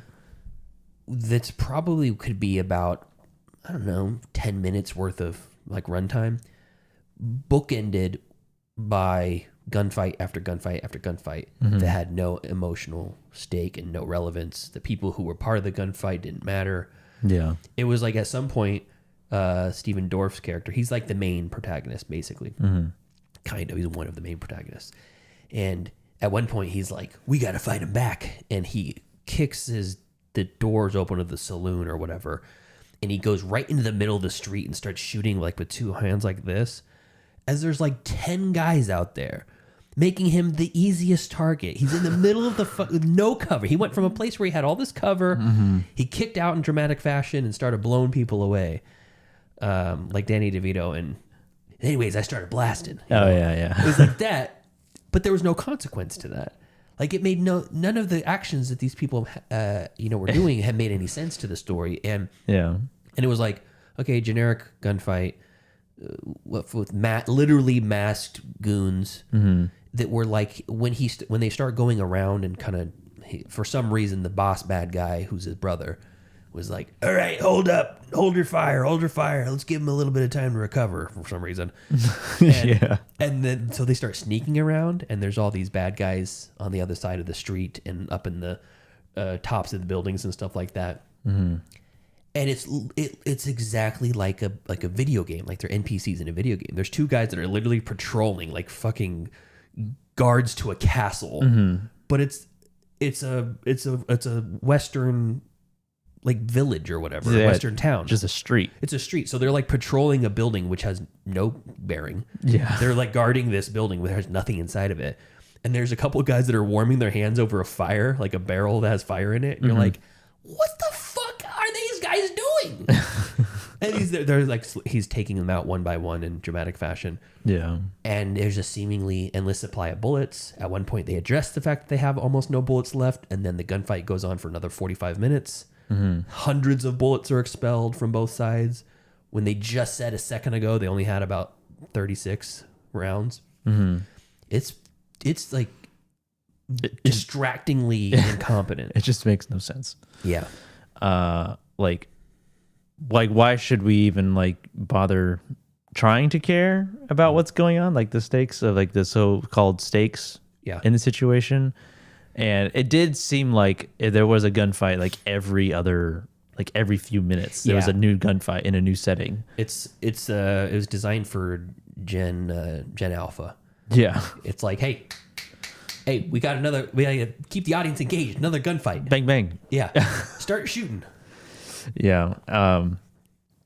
Yeah, and then like the casual sort of casual conversations between them two, between Steven Dorff, Thomas Keller, and his brother Robert Keller. They go on the street and they're both like, "Hold your fire," and he's like, "What are we doing, man? Yeah, what are we doing here?" Yeah. So when that first conversation happens and they finally confront each other in the street, you're led to believe that the guy with the eye patch, Kelly, is his name, right? Robert Keller. Robert Keller. That's his brother's name. Robert Keller. So Thomas Keller. Oh, there it is. Yeah, you're right. Robert Keller. Jeremy Kent Jackson. So they confront each other in the street, and you're led to believe that Robert Keller brings this band of basically guns for hire because his brother has $100,000 reward on his head. Unheard of. For killing one of the Rockefellers. Yeah. So got it. One of the richest guys on the planet, more money than God. Basically, Elon Musk's cousin gets killed, and in this world, Elon Musk cares about his family, so he sends somebody out to puts $200 million bounty on his head or something like that, right? So he brings all these hired guns to go get this guy, and maybe all these other people from Redemption, Town of Redemption. Okay, they're being killed in droves from this first gunfight, the hired guns. Yeah. And at some point he's like, "Hold your fire." And he's having a casual conversation with the guy they're supposed to kill to get the money. Right. And they're like, "Boss, can we kill the guy? Why are you talking to him? My best friend was just killed." It's like right next to him. His face is blown off from, whatever. Yeah. I assume through his red bandana he had over his mouth. Yeah. And they're just very content to just have this chill conversation. Not one person could go blow him away and say, "Okay, we got our $100,000. Let's split it 10 ways now instead of 50. Yeah. Because 40 of us are dead already. I don't know. Yeah. It's just like, I didn't really understand the goal of Thomas's character. He just kind of got roped into this situation, or he knows people are after him. Yeah, that's why he went to Redemption, to try to start a new life. Pretend he was dead. Oh, right. Pretend he was dead. The beginning, he's getting hung, right? Yeah, they're basically taking the photos of him being hung so they can show, yeah, he's dead. He died months ago. We hung him by the neck till dead, and he's buried over here where his name is. Yeah. And you don't. The one good thing I will say about the movie is that they do a good job of not explaining that up front. They do this whole he got to this guy's house, this town, and he agreed to something, and now he's being baptized, and now he's being hung, and now he's being buried, and you don't find out for another 10 minutes that he's actually alive. We all know because we've seen at least 2 movies in our lifetime that he's alive. But they did have a semblance of we're gonna hold this back from the audience just a little bit. Just how did they? Because they show him go under the hood. Right? And they show him at the ropes. Did they tether something to him? How did they make it so he actually didn't strangle? I mean, those guys were hanging for 10 minutes and they didn't die. So maybe in this world, you could just hold your breath that long. Just by your neck. Just yeah. That's why I'm not. Yeah. And then Sumi's character has probably one of the worst wigs. Zima. Yeah. Sumi. It is distracting and I think offensive. Yeah. And they're making him sing this song that his character's dad sang to him, or something. Yeah. And I'm like, Oh, how much did he get for this? He really had nothing else going on. I know it's unfortunate. And Steven Dorff, not that Blade money ran out. Was he in Blade? He was in Blade, Yeah, right? he was just Deacon Frost. Yeah, okay. So yeah, the Blade money ran out. Blade money ran out. Yeah. And the Stand By Me money ran I out. think he did okay. I think he did fine in this for the material that he had. It was fine. He was a gruff Western guy. Yeah. Gunslinger. He played. Yeah, you can. What was your the chance when you're watching this? The likelihood that Nicolas Cage's character was going to turn out to be a sharpshooter or crack shot. Because he's like, no guns. The second he says no guns, he's like, no guns. Yeah. I don't do guns. I'm gonna go out there with the grace of God on my side. It's like it reminded me of Hot Fuzz, where he's like I don't use guns, but because he's really good at it. You know what I mean? Is that? Because like in Hot Fuzz, he doesn't. Oh yeah, because he And then at the fair or whatever, and he picks up the gun and he just at the game. Yeah. So yeah, having watched stuff like that, and also The Dark Knight, I was half expecting to be like MacGruber, where he's like, I don't use guns, and then he finally picks it up. He's like, this is so great. Oh yeah, this is so much better than that bullshit I was making before. Yeah. Tennis ball with a match in it. Yeah, and then he's just like, yeah, he's really good. He had guns on him, didn't he? He had him put like stowed away, like they're like the box in the corner of every house in the village. Yeah. Just pulls it out of a. Yeah. And he's got the cool ass belt and the whole bandolier or whatever, and he can. Yeah. He's like Val Kilmer. He's like Tombstone. Oh, Wyatt Earp. Not Wyatt Earp. What's his name? Doc Holliday. Yeah. Yeah. I don't really know what his character's supposed to be. It felt like this movie was trying to be. It's trying to emulate a lot of other movies. And also Red Dead Redemption. Oh. Like, haven't played it, but like know of it. Video game characters. Yeah. And I wonder if the style of voice that Nicolas Cage went with was his choice or 100% his choice. It was the director's choice. 100%. Or maybe it was like, no matter we're doing, I'm in this movie, this is how I'm going to talk. Mm-hmm. And you're going to take it or leave it. Well, that's what Alan Rickman did when he was in Robin Hood, Prince of Thieves. He only agreed to do it if he could ad-lib his own lines. Oh, really? Yeah. That's why you have all the weird lines about like, I'm going to cut his heart out with a spoon. And Michael Wincott's like, cousin, wouldn't it be better to use a knife? It would hurt more with a spoon, you idiot. Like, that was definitely not scripted. Wait, in the serious movie Robin Hood, Prince of Thieves? Yes. The Kevin Costner movie? Yes. Oh, okay. Yes. That's not a comedy. Serious. Yes. I mean, it's not a comedy. Yeah, no, it's not. But no, he all those lines, yeah, his weirdness of his character was not in the script. That's pretty funny. Yeah. But yeah, he's just doing his Nick Cage thing. I think he's doing what Nick Cage does best. Mm-hmm. And that is like with the material given to you, he's making the most out of it. And I feel like that's what he did. I feel like if he had played it seriously, like played it as if like he was going for some sort of recognition for it, it would have came out a lot differently. And I feel like within the universe that this takes place, with the cross sunglasses and the style of person that guy is, I feel like it fit, even though it just sounded like he was putting on a voice. Yeah, I think he was having fun where no one else on the cast was. Yeah. So I can't complain about that. I wonder what production was like on this movie. Like, week and a half. Not the length of the production, but just like setting up lights, because we had mentioned like not knowing how to light a scene, not knowing how to, I don't know, compose a scene or block a scene. You have so many different edits going on in this.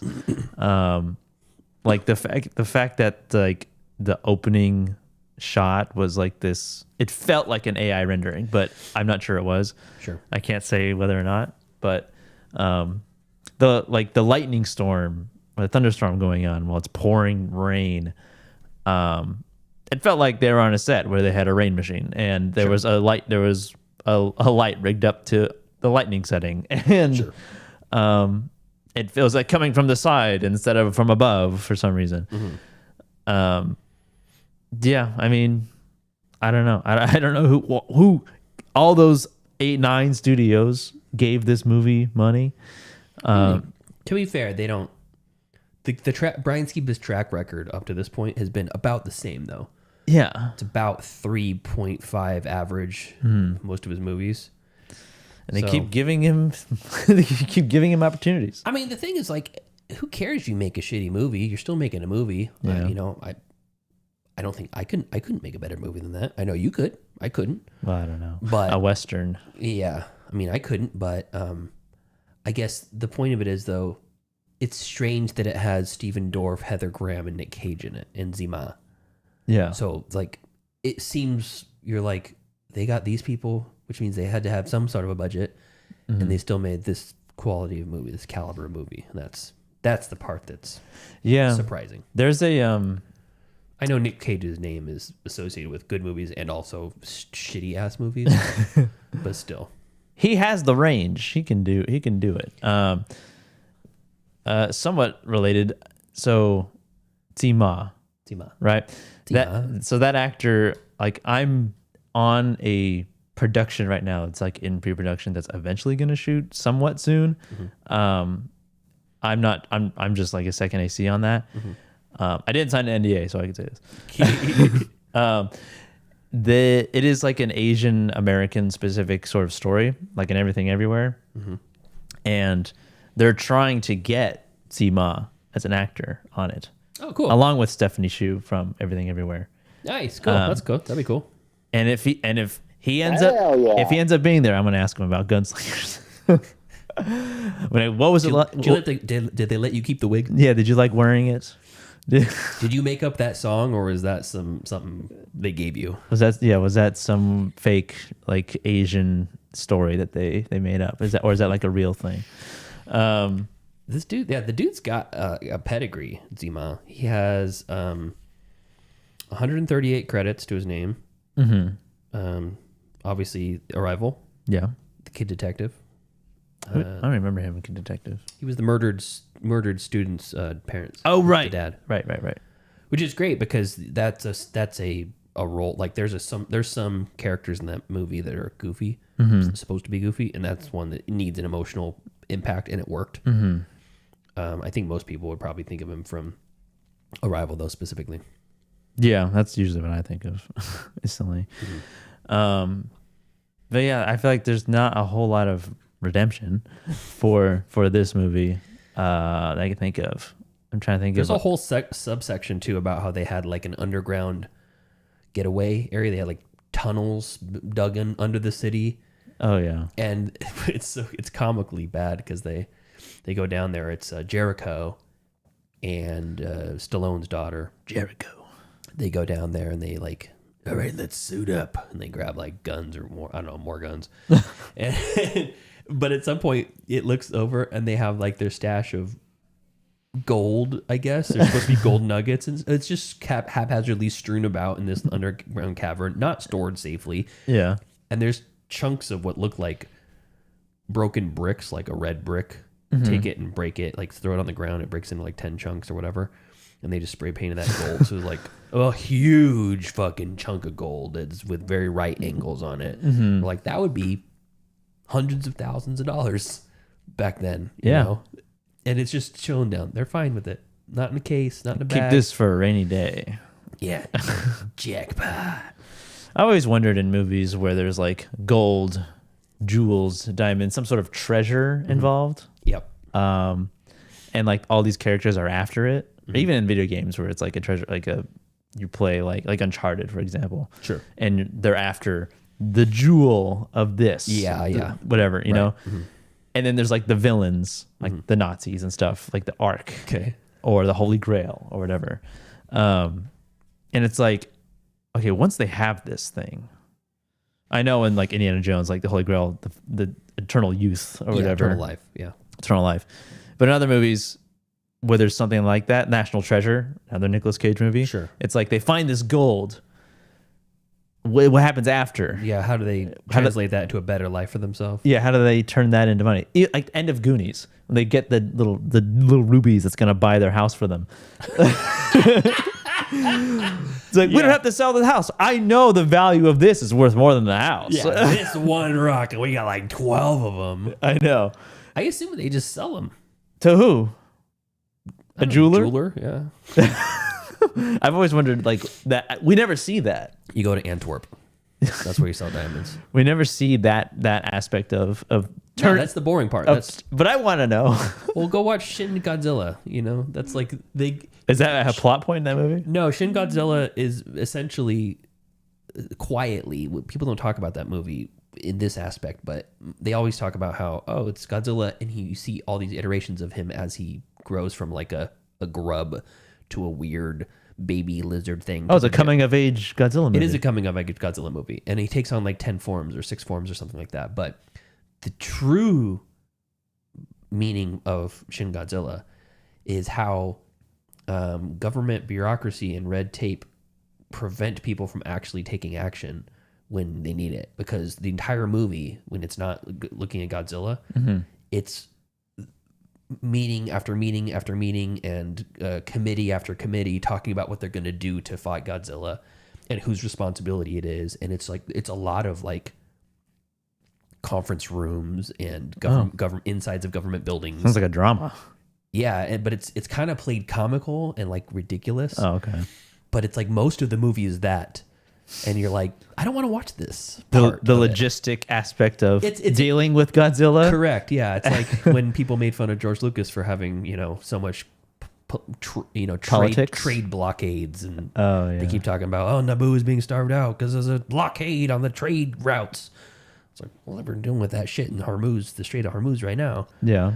So I mean, it is real, and it is kind of bold to have a movie that centers around that in a sci-fi shoot 'em up magic space movie. Yeah. And in the Godzilla movie, it is kind of bold to have it talk about the ineptitude of bureaucracy when you really just want to see Godzilla break some buildings down or whatever. So give me Godzilla. What Joseph is saying is he wants to see them selling. I want to see that. I want at least in one. I don't want to see it all the time, but you should make that short. But I don't know what the process is. I know that's about. I just make it up. It's about a character who doesn't know. I do. They get the thing. They go right to the bank. The teller goes 1, 2, 3, 4, 5, 6, 7. Go to the vault. Pull out $10 billion. Yes. We have $10 million on site. Don't need any paperwork. Yeah. Here you go. I'll take these rubies. Here we got the scale right here for the rubies. So the one, I got blue one, yellow one, red one. Those red ones are worth the most. Yellow ones, not so much. You gotta weigh them separately. It's like when you recycle bottles, you gotta put the green bottles, all the Heinekens in one thing, and exactly all the brown, all the Budweisers in another. They're Corona like in a separate one because laundry. They're separating the colors. Wait a minute, what do you say? The colors. racial bigotry here. Okay. The colors. Okay. All right. From the whites. Yeah, you should do it. It's a person who's like is on the tail end of a heist, and everybody dies except for them, and they come out with this jewel or whatever, and it's them just trying to cash it in. I guess the plot would be like you go to the people of the person of the heist would be like, well, how the hell do I turn this into money? Yeah. Like, or even better, they get hired by the big bad guy, and the big bad guy's like, the microchips are mine. Everything else you find is yours. And you're like, cool. And you get a bunch of like gold coins, and you're like, shit. How do I spend this? I can't like pawn shop or do grocery stores take put it into a Coinstar? Do Coinstars take the doubloons? Yeah, exactly. That would be funny. How much? And what's the percentage of them taking the doubloon to what I actually get? Like, what's?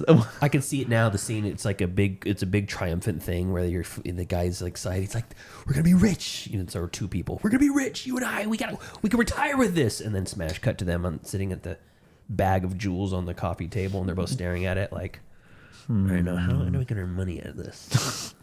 What's next? I didn't think this far ahead. I didn't think robbing a pirate would be it. There's like drawings on. It's like the whiteboard from what's it called? A Quiet Place, where he's like, monsters, they hear sound. Yeah. Be quiet. It's like that on the wall. It's like gold equals question mark money. Gold equals money. How much? Question mark. Yeah. And then branches off. How much? How? Where? 1 gold equals X dollars. Yeah. 1,000.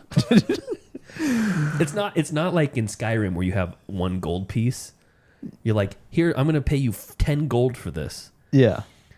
It could be a hunk or a tiny sliver or a dust or whatever, a flake. 10 gold pieces. How big is the How's piece? that big is the piece? Yeah, they go by weight in gold. Yeah. That's right. That's when they go by weight, and they have to weigh the money or weigh the. Right, we got this money. We got a winner on our hands here. It's not a bad idea though. Like, what the hell did we stole from the art museum? Or we stole from a natural history museum or whatever, ancient history museum. It's like the people who store the crown jewels from the Louvre recently. Yeah, what are they going to do with it? What are they selling it? Who are they selling it to? I assume they're selling it in Elon the Musk. black market somewhere. And that's where the money comes from. Silk Road. But an incompetent, regular old, like first time museum robber steals jewels from ancient Egypt or something, like in the Mummy. You need a fence. And then it's like, I have this now. Yeah, you need a fence. What the hell do I do with this?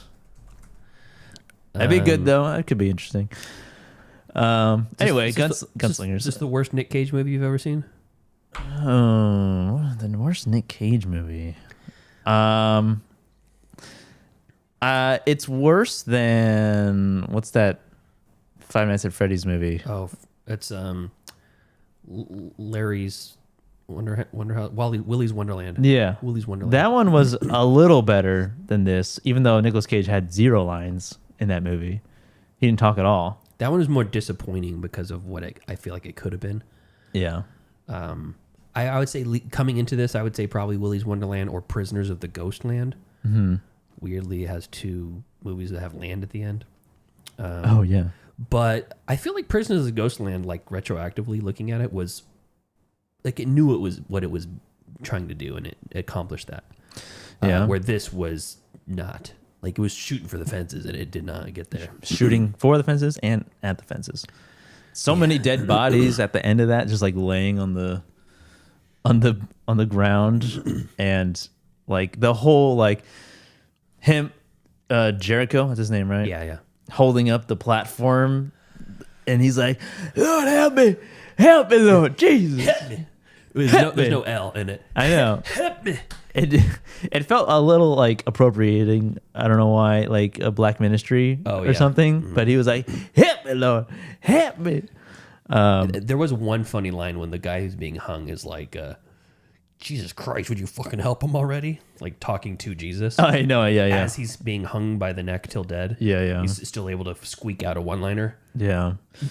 It was just that it was. There's no way that it wasn't played for. He wasn't playing it. I'm calling it right now. For Stallone's daughter is going to be up for Razzie. Really? Yeah, I'm going to say so. Did this movie come out last year? Oh, you're right. It is 25, not 26. She didn't make the cut. She got snubbed. Yeah. She got snubbed. I don't know who got her place. She deserves all the accolades. Yeah. I mean, this could have been in contention for some Razzies, I think. Yeah. But I think because World of Worlds came out last year, I think that kind of took its place. Yeah, that swept not the Oscars, the Razzies. The Razzies, yeah. The golden raspberries. But you should watch Prisoners of the Ghostland. I want to see what you think about it. Okay. And you said it was bad on your first... the first time I watched it, I hated it. And I'm like, I'm watching the trailer right now, and compared to fucking Gunslingers, it looks like, what's it called? How you said Schindler's List? Shawshank Redemption. Oh, yeah. So Gunslingers has a 3.6 out of 10 on IMDb. Would you say that's a appropriate rating? Maybe a tad high. A tad high. It seems high. Like a 3.2 maybe. On Letterboxd, it has a 1.8 average. Whoa, wow. Is that appropriate? That's about right. Okay. Yeah, that's about right. Yeah. Bree, listener Bree, also sometimes guest host Bree. All times of my life. 1 star. That seems high. I I give it about a 1.5. One sentence review. Pretty good if you want time to pass slowly. Yeah, she when we first started it, she said, "Ooh, it's really short." In my mind, that means under 90 minutes. Mm-hmm. And we're about an hour into it, and I'm like, I thought this movie was supposed to be short. What the fuck? And I looked it up. It's an hour 44. It's too long. Too long. Too long. Definitely could remove. I want 82 minutes. You could remove like probably 1 or 2 gunfights from that movie, and you wouldn't lose anything. Yeah. Because there's some characters who die or get shot or die that, like, I'm like, okay. There's a betrayal. That was fun. That guy turned into one of the most aggressive people I've ever seen. He was the most timid of all the like people hiding out in Redemption. Oh, right. The guy who goes behind through the hatch. Yeah. Right? The secret door. Yeah. Yeah. It made me, as I was watching it, I was like, God, I wish I was watching 310 to Yuma instead. There's that scene when, very similar to 310, where he's like, anybody that doesn't want to die, come out now. You got 15 minutes. He gives him a really long time. 15 minutes. You got 15 minutes. And you'll be safe. She decides to shoot one of like the 6 people that leave for some reason, the black guy. Yeah. I guess he's just racist. Yeah. They don't really comment on it, but yeah, he dies. Definitely a little racist. But I have a line delivery from Ben Foster in 310 to Yuma when he goes, "They got Ben Wade in there. You hear that? Ben Wade."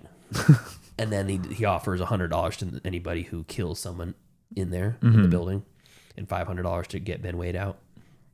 And I was like, that's a way better scene than that one scene. Just that one line delivery is better than every part of this movie. Than the whole 1 hour 44 minutes of Gunslingers. Yeah. Maybe I want to watch that again though. That's a great movie.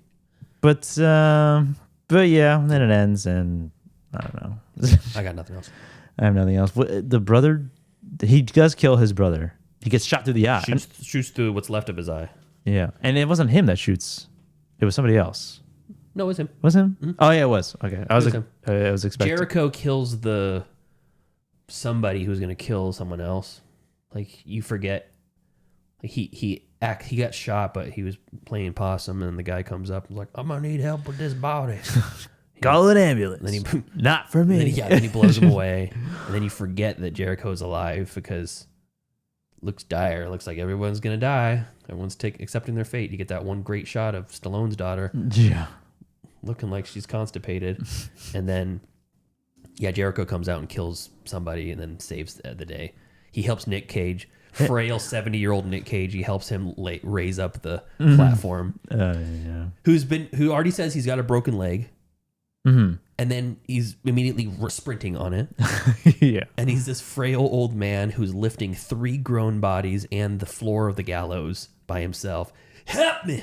He's got Jesus. He's got Jesus on his side, and then Jericho's on his side after that. Yeah. So. Yeah, this movie sucks. Gunslingers. I still think I recommend it to people who want to watch a shitty movie. I thought it was goofy. I mean, goofy. Yeah, if someone says, I want to watch a shitty movie, then yeah, you want it.